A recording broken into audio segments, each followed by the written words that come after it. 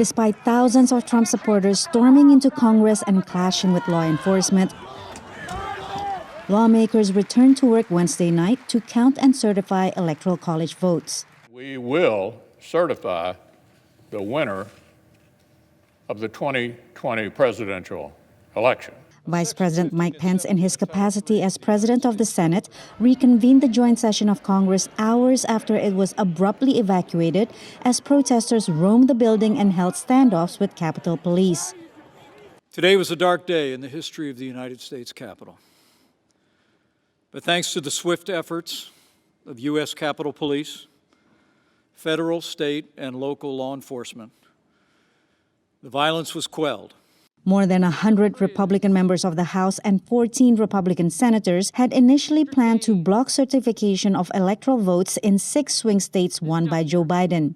For those who have concerns about the integrity of our elections, those who have concerns about what happened in November, this is the appropriate means. But following Wednesday's violence, several senators and representatives retracted their objections. However, the events that have transpired today have forced me to reconsider, and I cannot now in good conscience object to the certification of these electors. From Wilmington, President-elect Joe Biden condemned the violence and delivered a sharp rebuke to Trump. I call on President Trump to go on national television now to fulfill his oath and defend the Constitution and demand an end to this siege.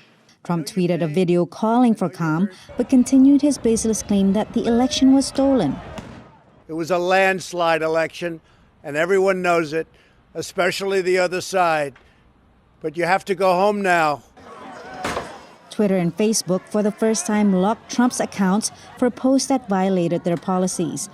Earlier in the day, the president urged supporters to march to the Capitol. And after this, we're going to walk down, and I'll be there with you, telling them to get rid of the weak Congress people. He incited the violence. He led them rhetorically, even if he didn't lead them physically. 17 House Democrats implored the vice president to invoke the 25th Amendment to remove Trump from office, a move unlikely to happen 2 weeks before the president's term ends. The 25th Amendment is really about incapacity and the inability to serve in a physical or medical sense of that term.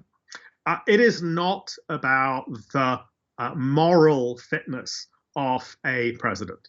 Despite the chaos, Joe Biden will be inaugurated as the 46th U.S. president on January 20th. I am not concerned about my safety, security, or the inauguration. I am not concerned. Patsy Widakuswara, VOA News.